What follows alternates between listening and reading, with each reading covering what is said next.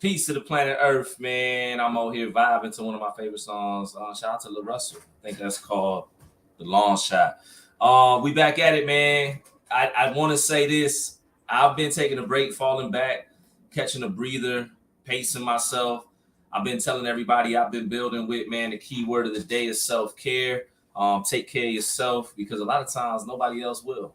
And I don't mean that as a knock to anybody that's close to you, but only you really know how you need to be taken care of. So make sure you catching breathers, especially if you're one that gives out and always helping people, never says no, and you always pouring out in the people and you volunteering. Make sure you catching a breather. Make sure for every 3 yeses you say, you give 2 nos. Or maybe just one, you know what I'm saying? But you got to pace yourself. This is a marathon. And let me tell you this. Sometimes the people that are closest to you, they'll burn you out. And they don't do it on purpose, but it's because you're dependable, you're reliable, and you have an established boundary. So that's my message. May was Mental Health Awareness Month. I've been speaking about self-care hand in hand because they go hand in hand, right? So hopefully, man, you're doing what you need to do in order to keep yourself right mentally, emotionally, and hopefully physically, man. I've been starting to work out and getting out there, man, getting it back, trying to lose me a couple pounds, but into the serious stuff, and I want to get straight into it. The reason I hopped up here today, though we'll be back up here tomorrow at 6 p.m. for a podcast, is that I get a call earlier, and it's from the mother of somebody that I know, and the phone call is notifying me that he's gone back to prison or he's got locked back up. And basically, from what I know about the situation and what I'm hearing, more than likely, they're going to end up going back to prison. So I wanted to hop up here and I titled it real quick, "We Are an Endangered Species." I wanted to hop up here because of that phone call. I wanted to hop up here because everything that's going on in the news. I wanted to hop up here about because the things I see when I'm riding through the streets of Atlanta, which is probably no different than things you see in your city, but nonetheless, it's being seen. It's like everybody's moving as if there's a reset button. Everybody's moving as if they can get back. They can start over. Everybody's moving almost like it's a video game. Or, in my theory, some people are moving in such a way that they don't care that there's a reset button. There's a lot of people that are angry. There's a lot of people that are upset. There's a lot of mental health issues. There's a lot going on right now. But whatever the reason behind what's going on, we can say this: violence seems to escalate. Drama over no apparent reason seems to increase. And people losing their lives, getting hurt, and going to the penitentiary over nothing. Not saying that this hasn't always been going on, but it seems to be happening more. Pride seems to be more of an issue. There are people willing to go viral nowadays for the wrong reasons. They ready to put it all out there. Like, you have people that are legitimately beefing and taking each other's lives or causing wars between neighborhoods and conflict behind social media posts. What are we doing? What are we doing? Let me know.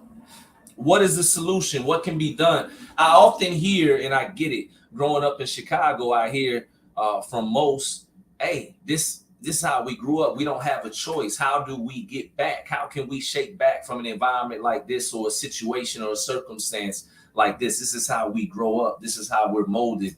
This is where we're conditioned to be. We're conditioned to be in the streets. But to you, I say this: they might give you the gun, but they don't make you pull the trigger. You might be in the projects, but they don't have to be dirty. The projects could be the most beautiful place in the world if we chose for them to be. I tell some people this and they look at me like I'm crazy, but at the end of the day, what I'm trying to tell you is it's all about choice. We know, and if you don't know, you need to know, and that's why I wanted to hop up here real quick with this live, that there is a system in place. There is specific laws that are targeting specific people. There are certain things that are happening, not just in the political climate, but in your neighborhood, possibly, probably. Things that are happening at your grocery store when you look at it in the bigger grand scheme of things. When you look at the type of grocery stores that are in certain neighborhoods versus the other. Haven't seen a Whole Foods in the hood, I'm just saying. Yes, there's a lot going on, but we've seen it enough. We may have seen it in different ways, but we've seen it nonetheless. At what point in time do we acknowledge it in such a way that we say, you know what, it's not going to trick me anymore? At what point in time do we acknowledge it in such a way that we get our loved ones to understand they don't have to go down the same path that I did? There has to be some sort of realization, because the truth of the matter is, if you know you're targeted, why continue to put yourself under the scope? Why continue to make the decisions? What's up, Mika Meek? Why continue to make the decisions that are ultimately going to lead you to incarceration or the casket? If you've seen 7 of your brothers fall by your left side and 8 more by the right, and I say these because the statistics nowadays would say that this is very true and a realistic number. Most people that I know in my age group or below me have lost numerous people to the streets, and a lot of times it's in the double digits depending on where you're coming from. Salute, Brother Willie. Peace to you, man. Peace, King. It's not a game anymore. The numbers are escalating nowadays, and it's sad. I don't want to necessarily say this about my circle, but as far as people I know, because you have family, friends, associates, etc., in the back of my mind, subconsciously, there's a part of me that says, who's next? And I hope it's not me. Who's next? And I hope it's not me. Do you understand what's going on? Do you understand, to the parents out there, do you understand that if you don't give extra care to your child, that something can happen? That there needs to be an urgency of presence when it comes to your child, to community, to the coaches, teachers.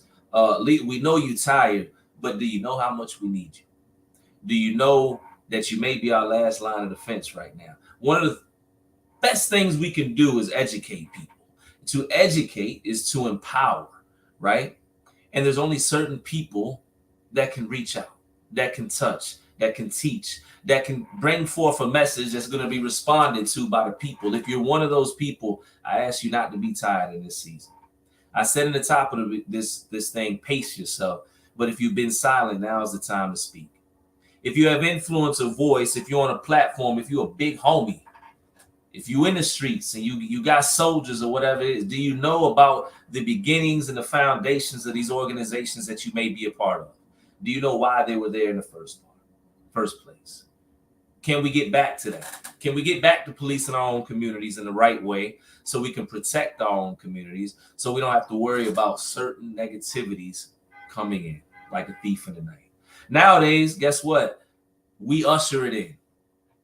They don't even have to give us the alley-oop anymore. We go look for it and we bring it right back to us. We bring it right back to the doorstep. We bring it inside our homes. We bring it to our brothers. We bring it to our sisters. That's just what we do. What is the answer?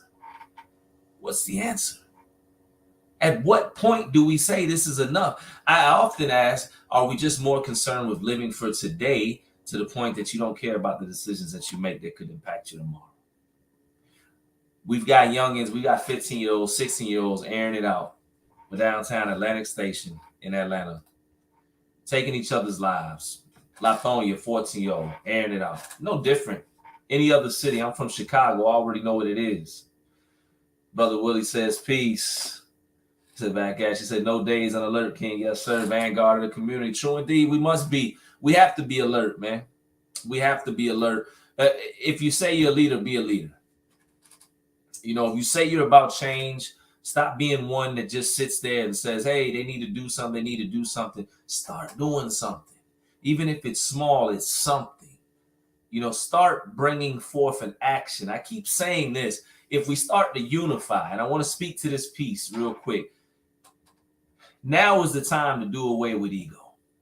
Now is the time to do away with pride. Shout out to BMI Georgia. And I met with a bunch of the brothers. Shout out to KJ, Mike, Micah the Mobilizer. And one thing Micah spoke about was when ego's out the room, when nobody cares about titles, when nobody cares about the name of the organization, when everybody understands that it's just about progressive movement in the right way, that's when things start to shift.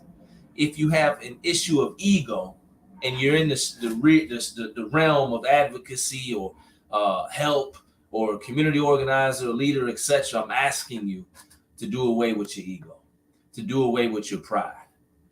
I'm catching up on we're on Facebook, Twitter, YouTube. That's why you see me scanning. We're on IG too. You see me scanning from different camera to camera. It says our actions indeed shall manifest and facilitate change. True indeed. The actions are what ultimately is the ink in the pen, right? I told somebody that a few days ago. It's not about what you say.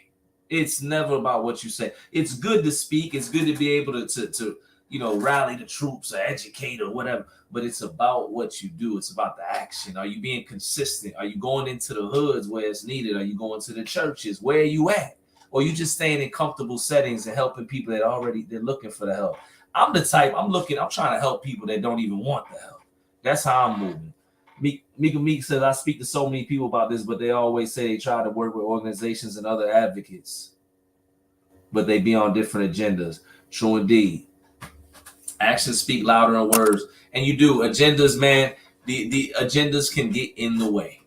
That's why when you sit down and you get with a group of people, make sure everybody has at least the one common agenda of making a positive change where it's needed. I think if we just focus on that, a lot of times we can find ways to work together. But again, the ego, the pride, all of that stuff has to be done away. Not saying that for any specific reason. I want to be clear, that part, other than we need more unity. When we put our egos first, we put the needs of our people last. We have to keep in mind it's not about the activists, it's about the people community. Exactly. It's not about the advocate. It's not about the activist. It's not about the organizer. It's not about the voice. It's not about the people that are up there speaking on it. It's about the people they're speaking for. And when you put yourself first in the form of the ego, then obviously you put your people last. It's a good point. Pride and ego are enemies to the power of unity in the community. Will also solve 95% of the problems. True indeed, I believe that. I believe that math to be right and exact, man. If we do away with ego and we start really unifying in the right way, and I want to be clear, it's not always about a race thing. Sometimes it's about poverty. Sometimes it's just about a certain social need, a community need. If we came together more in a moment, then more change would occur. But we're so caught up in wanting the credit in the wrong times, man. It's about the people. Most definitely, I agree with Brother Willie. True indeed. Brother Willie always dropping the jewels. Definitely got to get you back up here too, Brother Willie. Shout out to everybody that's on the Facebook, YouTube, IG, Twitter, everybody that was streaming right now, man. We have to take the targets off our back. Honestly, I just want to say this. In the last 12 months, over 12 people I know, I'm not going to say best friends, relatives, at least 12 people I know have either passed away from overdoses or gun violence, or they're back in prison. That's too much. That's averaging once a month. I talked to a brother. He said, almost twice that back in Tidewater. I don't know. Things to pay attention to. Things to basically keep in the mind as you're moving out there. Nowadays, when you move out there, you have to move with purpose. You have to move in such a way that you're understanding where you're going and how you're getting back. Because nowadays we live in a society that's fueled by anger. I had a conversation with you. I keep saying but I got to bring up these conversations with young. I said, look, she said, man, they don't know how to drive. I be honking my horn. I be going crazy. I said, you can't do that nowadays. You can't do that. She said, why? I said, because of road rage. I said, it's a reflection of what goes on. I said, nowadays you really have to think for the people around you. When I talk about we are an endangered species, getting back on that topic, it really is about the simple fact that we have to do better. We have to make them come at us harder, whoever it is. We know that that mass incarceration is a very real thing. We know that prison labor, the prison industrial complex, is a very real thing. We know that there's something going on in terms of violence, but we know that black on black crime is escalating, black on brown, brown on black, minority on minority, or so-called minority crime on each other is escalating. We know that suicide is escalating when it comes to black males. We know that all the things that shouldn't be escalating right now are escalating when we should be trying to live. I get it. It's been stressful. 2020 hit. People say 2016 was like the last of the best years. I don't know. I was in prison. But 2020 hit. I was out here. The pandemic hit, and it seems like everything's been going downhill somewhat. There's good glimpses. A lot of us are fighting through, making progress in life. But I'm talking about we had to get through the sickness, millions of people dying. We had to then get through a recession. All these different things going on. There's rumors of war. I get it. It could be a hopeless feeling, but we still shouldn't move like we could. We have to move with a sense of longevity as a requirement or something that we deserve, whether to just living for the moment. Brother, we said we are the people's first responders. They're frontline defenders on every level. We have to start taking responsibility for the role we are playing in facilitating our own oppression. Selling drugs is not an appropriate response to poverty. We have to show our people that are there are other means to accumulate wealth without destroying our people and community. Brother Willie, peace. That's probably the main reason we commit crime, right? Because we don't know any other way. We don't know how to get money. We don't know how to get money the legal way. A lot of times all we know is McDonald's, warehouses, whatever it is. We're tired. We ain't trying to do it. A lot of people, they don't want to work 9 to 5, right? So yeah, we do have to show people that you can be your own boss. I say this in the most humble of ways. I've been home less than 4 years. Me and my wife, we own a business. We're getting ready to own, certain things. We're not rich. Don't get it wrong. We're still in that building phase. It takes 2-3 years to get your business up. You know what I'm saying? But we took the step, and the step led to more independence. And it became then more knowledge accessible because now I'm in different circles. I'm having conversations with people in different arenas, whatever it is, right? But a lot of times when one of us gets to a certain place, we don't want to bring nobody with us. And then for those of us that try to bring people with us, a lot of times the people that we trying to bring with us, they not ready. But we need to be all ready when opportunity comes. If you see somebody out your circle that's got an opportunity to make it, and he really got he really got y'all back, y'all need to support him or her. Y'all need to get behind him, get behind her, help them run the bag up so that he can fund your dream. And then you can fund your man's dream. That's how it's supposed to be. Again, we got to do away with ego. When one of us get on, we got to give the next man a blueprint. Stop being selfish with the knowledge. I tell people all the time, stop being selfish with the knowledge if you care about your people. There's no risk. I tell all of my students at the school, I said, if you want to know how to run a school, I will show you how to run a school. Why? Because that's what it's supposed to be. Elon Musk said something, and you may or may not like the man. I don't know the man. But he said, patents are for the weak. And how I took that in my mind was basically, when you protect your ideas, you're doing it because you're selfish. And if you're selfish, you're weak. He said, man, I give my ideas away because by the time you get there or get to the place that I've given you the information, he said, I've kept going. I've kept working. I'm supposed to keep going. So I'm still ahead of the game. He said, but I want y'all to win too. And that's how it should be. If you got knowledge, give knowledge. If you care about your people, educate. If you see a hole in your family structure, if you know that your family does not have financial literacy in your family, if you know nobody knows about credit, including you, then you need to get on YouTube and start learning about credit and educating your family so you can reverse that. If nobody knows about budgeting in your family, if nobody knows how to start a small business, whatever, you need to start being the one. If you want change, be the change. So I've been in prison over 40 years and I started multiple businesses with my wife in addition to over 10 books. We must become living examples of what is possible. I show these brothers in here that it can be done and I take time to teach them. True indeed, man. There really is no excuse. This man said he was in prison for over 40 years and started multiple businesses with his wife in addition to over 10 books. I started a business with my wife prior to me coming home. It's possible. There really are no excuses.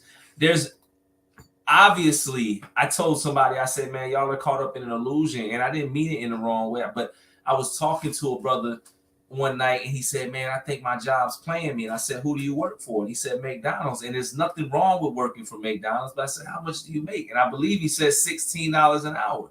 And I said, you damn right they playing with you and they don't understand your value.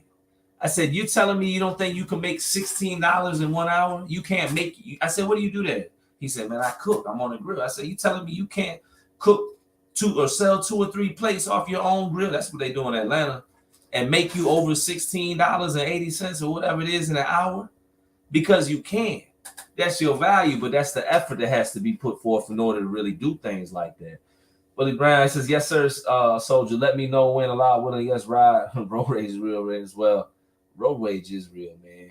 Human rage, true indeed. Ignorance is our biggest enemy. I agree with all that. That was your statement, true indeed, man.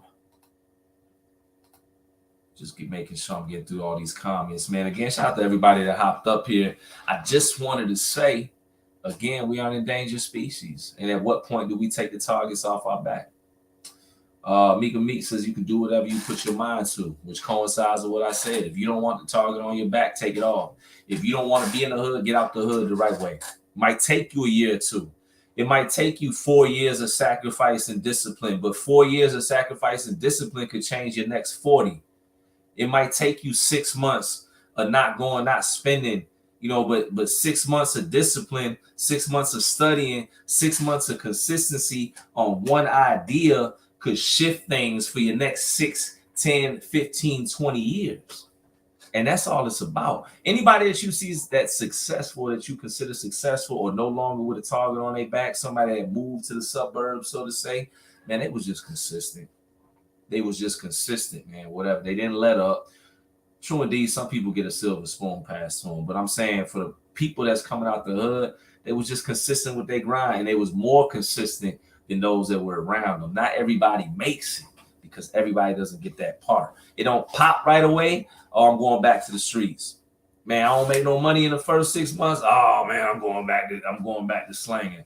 Oh man, the first hiccup, man, I can't take this. I'm going back to do it. Nah, you got to figure it out. If you a hustler in the streets, the same way you figure it out when things going left and right in the streets, the same rules apply to your hustle, man.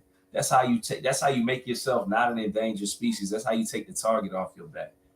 Start figuring out on the right side of things. Because they trick me. Just want to make sure I got all these comments in, man. Again, shout out to everybody that hopped up here. I just really wanted to speak to y'all for a second, man, and remind y'all that we are an endangered species.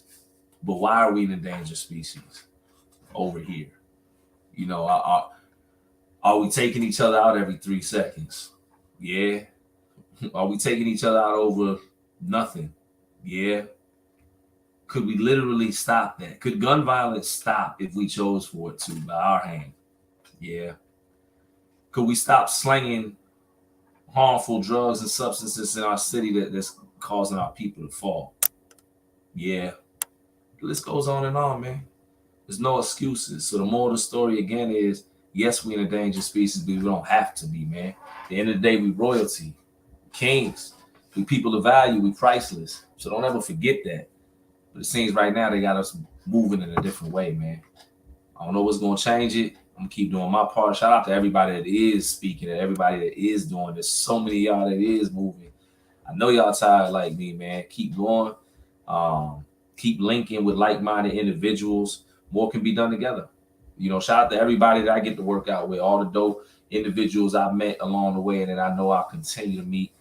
There is a lot of work to be done, but it's work that can be done nonetheless. Don't let that go over your head, man. I'm about to get ready for this next one tomorrow, though, at 6 p.m. Eastern. You don't want to miss it. We are literally going to be trying to save a man's life who's dying right now from congenital heart failure. And they don't want to let him come home. So tomorrow, 6 p.m., if y'all can, hop up here on the live, spread the word, and let people know we'll be there. Let's see if we can make some change. Peace.